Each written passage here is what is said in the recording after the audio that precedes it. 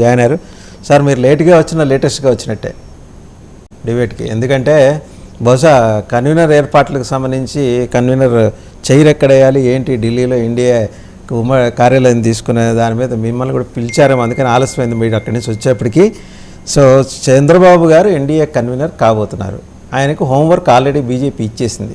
చిన్న చితక చిల్లర పార్టీల వాళ్ళందరినీ గుంపు చేసి తీసుకొచ్చేసి ఎన్డీఏలో కలపాలి. కారణం ఏంటంటే బీజేపీ గ్రాఫ్ 230-240 మించి పెరిగే పరిస్థితులు కనపట్టలేదని వాళ్ళకు అంచనాకు వచ్చారు.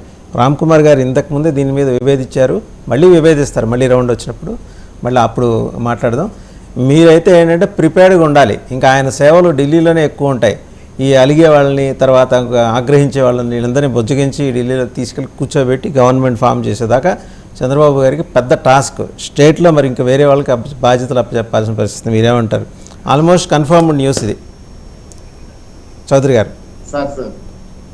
సార్ నేనైతే 6:55కే జాయిన్ అయ్యాను, బట్ ఆ ఫ్రేమ్ లో పెట్టలేదు, నన్ను ఏం చేయలేదు. కరెక్ట్ టైంకి వచ్చాను నేను. మళ్ళా ఫోన్ చేసి మేము అడిగితే మళ్ళీ పెట్టినట్టున్నారు.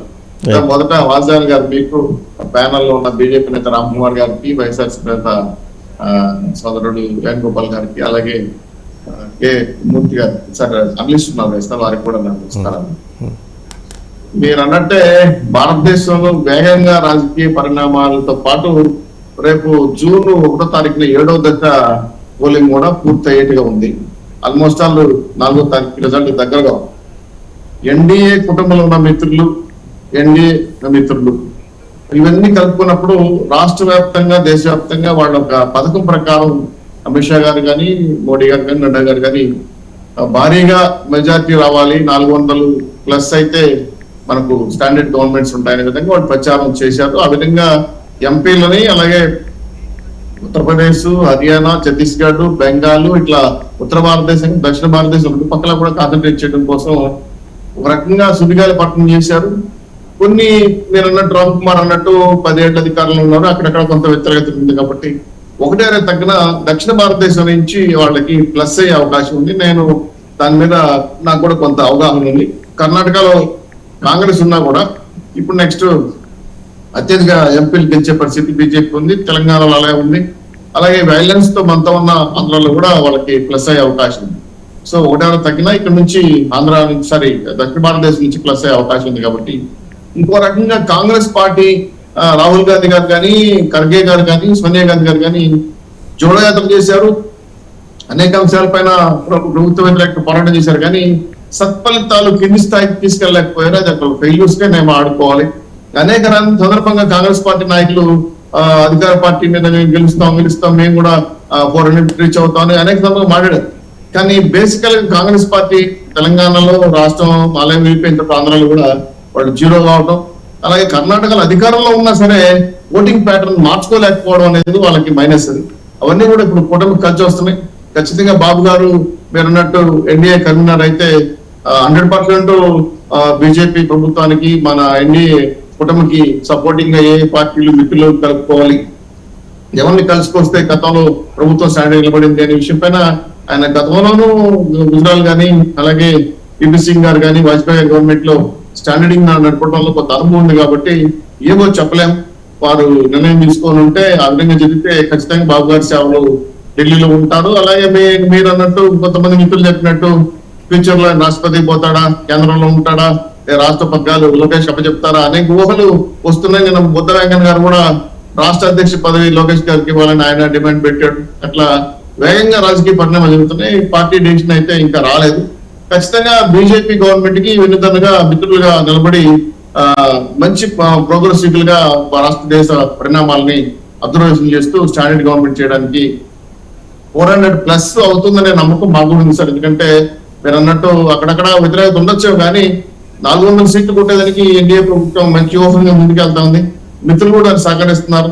సో నాకు మోడీ గారి ప్రభుత్వం మీద వ్యతిరేకత ఉందంటే నేను అంత ఓడిపోయేంత స్థాయిలో వ్యతిరేకత లేదు సార్. ఎక్కడో చిన్న ఇప్పుడు అగ్నివీస్ విషయం పైన కాంగ్రెస్ వాళ్ళు వాదించారు, అది ఒక రకంగా కరెక్ట్ అవుతుంది, ఒక రకంగా రాంగ్ అవుతుంది. అలాగే దేశవ్యాప్తంగా ఎక్కడ కరప్షన్ అయితే వాళ్ళు ప్రోత్సహించట్లేదు. మోడీ గారి యొక్క పర్సనల్ ప్రాపర్టీస్ కూడా దాదాపు 2 కోట్లు దాటలే. అట్లా పోసుకుంటే మా జగన్మోహన్ రెడ్డి గారికి 1,000 లక్షల కోట్లు పడిపోయినాయి. సో ముఖ్యమంత్రి స్థాయిలో ఇంత అవినీతి చేసిన వ్యక్తి మోడీ లాంటి వ్యక్తులు అసలు అవినీతి మంటలు లేకుండా దూరం ఉన్నారంటే వాళ్ళకి అది ఒక అసెట్. రెండు, ఆర్ఎస్ఎస్ అనేది బ్యాక్ బోన్ వాళ్ళకి. ఇదంతా పాటు మిత్రులు కలుపుకొని వాళ్ళకి సరైన ప్రయారిటీ ఇవ్వడం వల్ల ఇంకా బలం చెప్పే అవకాశం. కాబట్టి ఈ 24 తర్వాత కూడా 29 వరకు కూడా వాళ్ళ గవర్నమెంట్ మంచి కొనసాగించడానికి బలమైన సంకేతాలు కనబడుతున్నాయి. రెండు ఆల్టర్నేటివ్ పార్టీలు సార్. ఇప్పుడు ముందు జిఎస్ గారు చెప్తూ డిస్కస్ చేసేటప్పుడు పాయింట్లు చెప్పాడు. ఆల్టర్నేటివ్ గా వాళ్ళకి ప్రత్యర్థి బలమైన ప్రత్యర్థి దేశంలో లేదు.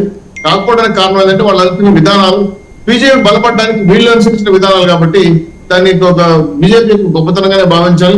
బీజేపీ దేశం కోసం పరిపాలిస్తున్న విధానాలపైన ప్రజలు మొగ్గు చూస్తున్నారు కాబట్టి వాళ్ళని ఆశీర్వదిస్తున్నారు. సీట్లు పెరుగుతున్నాయి. రేపు గవర్నమెంట్ ఫామ్ చేయబోతున్నారు. దాంట్లో మేము కూడా భాగస్వామ్యం అవడానికి హ్యాపీగా ఫీల్ అవుతున్నాం. బాబు గారికి ఉన్న అనుభవం దృష్ట్యా వివిధ పార్టీలు, దక్షిణ భారతదేశంలో ఉన్న వివిధ పార్టీల పైన, మిత్రుల పైన మంచి పట్టు ఉంది.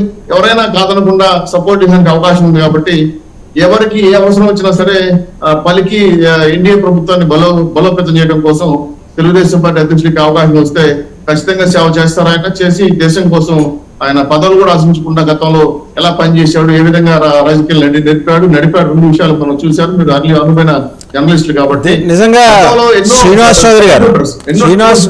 చౌదరి గారు దిస్ ఇస్ హై టైం. ఇప్పుడు ఆయన మీద ఉన్న నింద తొలగించుకోవటానికి, అది నిందే వాస్తవం కాదని చెప్పుకోవటానికి బాబు గారికి ఈరోజు మంచి టైం దొరికింది వాస్తవంగా. ఈసారి ఆయన కాంప్రమైజ్ కారు బహుశా ప్రత్యేక హోదా విషయంలో కానీ, విభజన హామీల విషయంలో కానీ, పోలవరం విషయంలో కానీ ఖచ్చితంగా అన్నీ రాబడతారు. అండ్ ఎన్డీఏ కన్వీనర్గా వాట్ హీ ఈజ్ అనేది కేవలం ఆంధ్రప్రదేశ్కే కాదు, ఆంధ్రప్రదేశ్లో ఆయన్ని వ్యతిరేకించే మీడియాకు, అలాగే దేశంలో ఉన్న మిగిలిన పార్టీలకు కూడా ఆయన మీద వేసిన వెన్నుపోటు ముద్ర ఈసారి ఖచ్చితంగా తొలగిపోతుంది. అంటే ఎంతలావు చంద్రుడికైనా గ్రహణం పట్టినప్పుడు మసకు బారుతాడు. ఈసారి ఆ గ్రహణం తొలగిపోతుంది ఆయనకి అనేది ఎస్టాబ్లిష్ కాబోతోందని ఢిల్లీ నుంచి సమాచారం సార్. సార్ ఆయన గతంలో చాలా ట్రబుల్ షూటర్స్ గా ఉండేవాడు. చాలా ట్రబుల్స్ కంట్రోల్ చేశాడు. అట్లాంటి అవకాశం అనుభవం మళ్ళీ ఎన్డీఏలో రావడం అనేది బీజేపీ మిత్రులు మాతో కలిసి రావడం, పవన్ కళ్యాణ్ గారు ఇక్కడ మాకు అన్ని రకాలు సహకరించడం వల్ల మీరన్నట్టు ఎక్కువ సీట్లు వచ్చి బీజేపీ మంచి పొజిషన్ లోకి రావాలని మేము మిత్రులు కోరుకుంటున్నాం.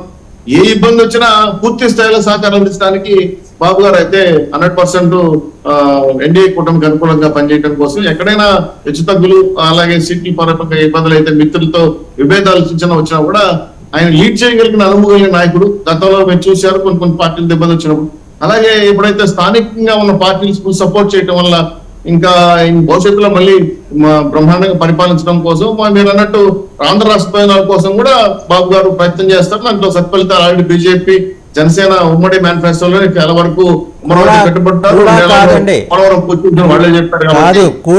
శ్రీనివాస్ చౌదరి గారు కూడా కాదు, ఆంధ్రప్రదేశ్ ప్రయోజనాల కోసమే ఖచ్చితంగా పనిచేస్తారు. ఎందుకంటే పార్టీని ఇంకో 30-40 ఏళ్ళు ఆయన బతికించుకోవాలంటే ఆయన అది అనివార్యంగా చేయాల్సిన పని.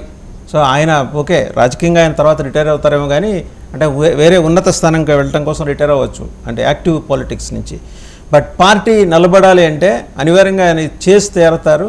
సో ఆయన మీదన్న పెద్ద టాస్క్ నిజంగా ఏంటంటే ఆంధ్రప్రదేశ్ ప్రజలు ఆయనకి అనుకూలంగా ఓటు చేసి హోంవర్క్ ఇస్తున్నారు ఆయనకి.